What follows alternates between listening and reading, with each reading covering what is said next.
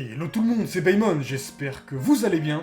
Aujourd'hui on se retrouve pour une nouvelle vidéo sur Dragon Ball GT, et je vais vous montrer dans cette vidéo pourquoi cette œuvre mérite plus que ce qu'on lui doit. Bon, alors on va tout d'abord parler des enjeux, pour voir s'ils sont vraiment présents dans cette série. Ensuite on va voir quelles sont les solutions à ces enjeux. Enfin, on va déterminer si DBGT a sa place de suite parallèle, et si elle respecte bien les codes de Dragon Ball, si elle est fidèle à l'œuvre de Toriyama. C'est parti!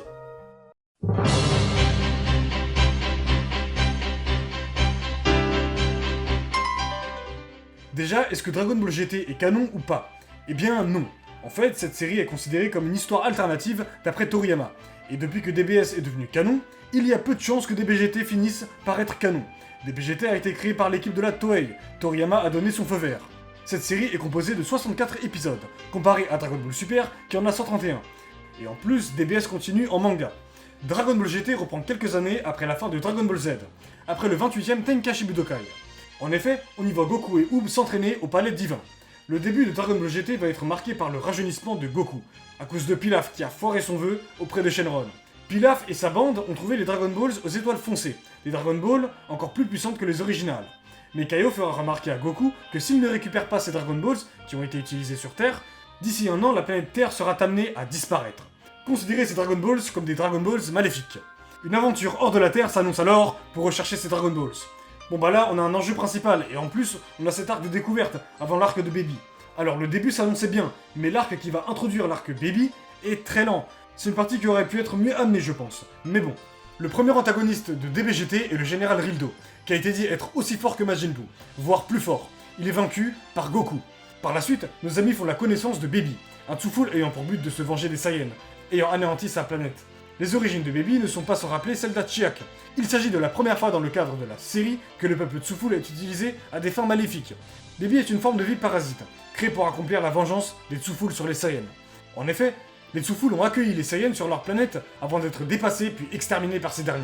La planète Plante changea de nom afin de devenir la planète Vegeta. Durant la guerre, les Tsufool créent le parasite avec les dernières connaissances qui leur restaient, auxquelles s'ajouta les gènes du roi des Tsufool. Le but de Baby est de recréer sa planète natale et la peupler de nouveaux Tsufool, tout en se vengeant des Saiyans.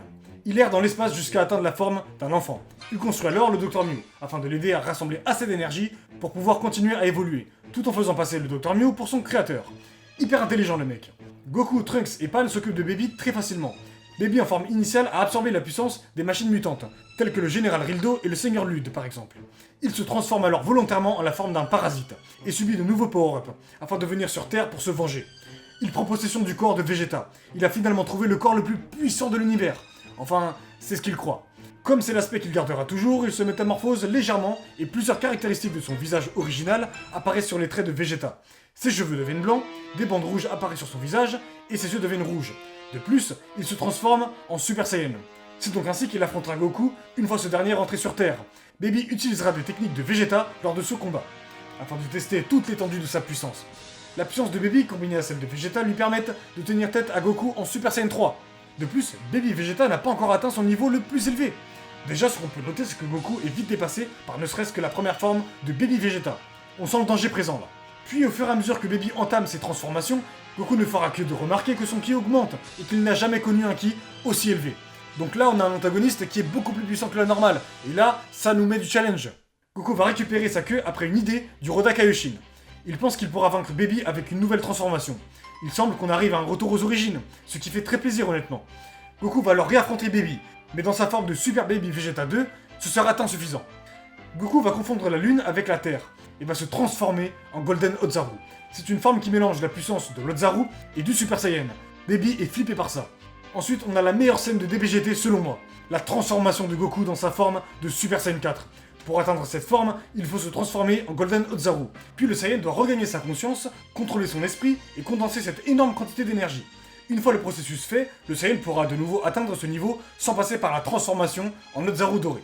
Cette forme de Super Saiyan 4 diffère complètement de toutes les autres formes de Super Saiyan précédemment vues. Par rapport au Super Saiyan 3 par exemple, il y a un grand changement. Cette forme incarne l'accomplissement de l'être, du Saiyan, doté d'une apparence bestiale. Dans cette forme, la couleur des cheveux reste la même, mais ils sont plus longs et paraissent plus épais. Le corps du Saiyan est recouvert d'une épaisse fourrure rouge, hors poitrine, cou et visage, ainsi que sa queue, qui est également de cette couleur. Dans cette forme, les yeux du Saiyan sont cernés de rouge. L'aura sous cette forme est de couleur dorée. La puissance, la vitesse, la dextérité et les capacités apportées font de cette transformation de Super Saiyan la plus puissante. Goku va alors démonter Super Baby Vegeta 2. Il est clairement au-dessus. Et il faut noter que Goku lui-même va être surpris de sa propre puissance. Goku va alors démonter Super Baby Vegeta 2. Il le vaincra grâce à un Kamehameha surpuissant qui envoie Super Baby Vegeta 2 afin de complètement l'atomiser. L'enjeu ici est présent, vaincre Baby. Et la solution apportée est la forme du Super Saiyan 4. On a clairement un arc digne de ce nom. Le scénario est présent, l'action est présente, les musiques sont présentes. Enfin bref, tout y est. Ensuite, on a l'arc de Super C17. Alors c'est un arc qui est relativement court comparé à celui de Baby ou alors à celui de l'arc final. Mais concrètement, dans cet arc, on a carrément les anciens antagonistes qui reviennent sur Terre pour semer le trouble. On a aussi le Dr Gero qui fera son retour. Le design de Super C17 est classe. Les enjeux sont présents, mais on les sent moins que dans le précédent arc. Super C17 a été vaincu par le Dragon Fist de Goku, en forme de base. Ce n'est même pas la forme du Super Saiyan 4 qui l'a vaincu. On arrive à l'arc final avec les dragons maléfiques. Bon, cet arc-là, il commence avec un truc assez drôle. On a un nouveau Shenron qui apparaît avec un cigare. Alors ça, c'est vraiment incroyable. On peut croire que c'est drôle au premier abord, mais en vrai, il s'avère que ce dragon représente, en quelque sorte, l'énergie négative des Dragon Balls, créée à cause du trop grand nombre de vœux de Goku et de ses amis. Il absorbera donc les Dragon Balls et y insufflera une partie de lui, créant ainsi les dragons maléfiques, ou alors les dragons démoniaques. Chaque dragon a sa personnalité. Tous les designs des dragons maléfiques sont classe, mais les meilleurs sont Ace Shenron, Sous Shenron et Lee Shenron. Bon déjà, quand Lee Shenron apparaît, on sent que ça va barder. Donc là, on a vraiment une ambiance qui s'installe. Goku va se battre face à Lee Shenron, mais il va se faire démonter. Lee Shenron est beaucoup plus fort que lui, et de très loin. Goku va demander à Gohan, Goten, Trunks et les autres de lui donner de l'énergie, afin qu'il puisse devenir un Super Saiyan 4 à pleine puissance. Majuk va venir faire obstacle à Lee Shenron. Gohan fera remarquer à Goku que ceci pourrait être dangereux pour lui. Goku lui répond qu'il n'en a rien à faire, et que ce serait la seule solution pour venir à bout de Lee Shenron. Il souligne qu'il pourrait même dépasser le stade du Super Saiyan 4 à pleine puissance. Goku devient alors un Super Full Power Super Saiyan 4, une forme encore au-dessus du Super Saiyan 4 Full Power. Cette forme s'appelle aussi dans le nom de l'Ultra Full Power Super Saiyan 4. Et dans cette forme, purée, le mec il a l'Ultra Instinct, il esquive les coups de Lee Shenron avec les yeux fermés, c'est incroyable! C'est un combat où Goku a largement le dessus, Lee Shenron est très dépassé par la puissance de celui-ci. Et malgré des attaques surpuissantes venant de Goku, Lee Shenron va absorber les Dragon Balls, afin de devenir Omega Shenron. L'apparence d'Omega Shenron ne change pas beaucoup comparé à sa précédente forme. Son torse arbore désormais les 7 Dragon Balls. Les pics sur son corps sont plus longs et des nouveaux apparaissent sur ses épaules. Omega Shenron est également plus musclé que Lee Shenron.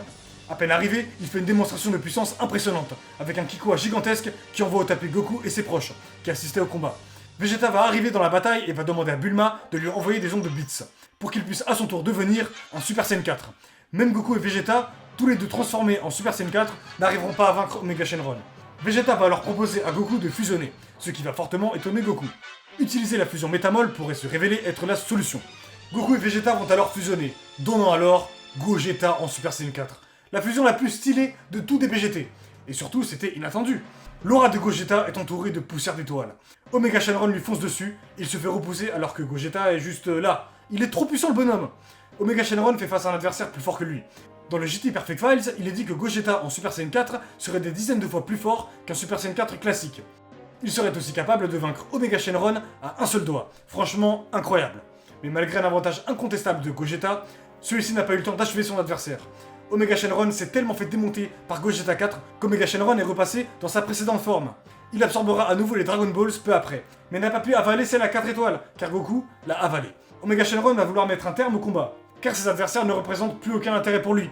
Il lance alors une boule d'énergie négative destinée à détruire la Terre, mais Goku la stoppa, usant de ses dernières ressources. Goku semble alors avoir été vaincu. Vegeta est le seul Super Saiyan qui peut encore faire face à Omega Shenron, mais il fut aussi rapidement vaincu. Bon là, autant vous dire qu'en tant que spectateur, on sent vraiment le danger. À ce moment-là, Omega Shenron va même se proclamer en tant qu'Akashin. Il dit qu'il va mettre son énergie négative dans tout l'univers, que cette énergie négative va détruire la Terre, puis à terme les galaxies environnantes, et puis l'univers. Kibutoshin et le Dakaishin sont très inquiets à propos d'Omega Shenron. Et là, c'est pas juste le sort de la Terre qui est en jeu, c'est le sort de tout l'univers. Mais alors que tout espoir semblait perdu, Goku surgit du cratère où il avait atterri, et a préparé un Genkidama universel. Omega Shenron lui envoie des boules de ki, mais sans effet. Goku est insensible à ses attaques. Il lança alors sur Omega Shenron le Genkidama, rassemblant les énergies de tous les êtres de l'univers. Omega Shenron est vaincu sur le coup et disparaît de la surface de la Terre. Par la suite, Shenron apparaît, mais le ciel ne s'assombrit pas. Goku est par terre et se réveille. Shenron apparaît et décide que les Dragon Balls ne doivent plus être utilisés sur Terre. Les gens ne comprennent pas pourquoi il dit ça. Vegeta semble avoir compris quelque chose. Goku part alors avec Shenron, mais demande s'il peut faire une escale quelque part. Il va voir son premier maître, Muten Roshi ainsi que Krillin. Ils se battent alors, mais lorsque Krillin tourne la tête pour parler à Muten Roshi, Goku a disparu. Il n'est juste plus là. On voit alors Goku sur le dos de Shenron, et il absorbe les Dragon Balls. Alors, que dire de cette fin? Eh bien je pense qu'à partir du moment où Goku part avec Shenron, il ne fait qu'un avec lui. Il est physiquement devenu les Dragon Balls. En effet, c'est ce qui peut expliquer pourquoi il apparaît et disparaît de manière soudaine. Vegeta remarquera que Goku est différent, et ce à l'instant même où Shenron apparaît. Il dira même à Pan qu'il faut qu'elle garde les vêtements de son grand-père très précieusement. Vegeta part ensuite, et c'est la dernière fois qu'on verra Vegeta dans Dragon Ball GT. Le fait de terminer cet arc avec le Genkidama est une des meilleures choses. C'est la technique de Goku, et en plus c'est un Genkidama universel. C'est le Genkidama le plus puissant de toute la série Dragon Ball. On a aussi l'épisode spécial 100 ans après, où on voit Goku Junior, l'arrière-arrière-petit-fils de Goku. Pan est la grand-mère de Goku Junior. Cet épisode nous montre que Goku est devenu les Dragon Balls, surtout au moment où Goku Junior tente d'invoquer les Dragon Balls, mais qu'il n'y arrive pas. Goku apparaît et son aura est très mystérieuse. Il apparaît et disparaît comme les apparitions brèves, avec Muten Roshi et Krillin. La fin de cet épisode spécial est marquée par le 62e Tenkaichi Budokai, avec la finale qui oppose Goku Junior et Vegeta Junior. En fait, il faut voir Dragon Ball GT comme la synthèse de tout Dragon Ball. Au début, Goku rajeunit, puis progresse encore, rencontre de nouvelles personnes, mais rencontre aussi des anciens méchants, puis progresse encore et encore jusqu'à atteindre son but ultime, devenir les Dragon Balls. Mais même en ayant atteint son objectif, l'héritage de Goku continue, avec Goku Junior.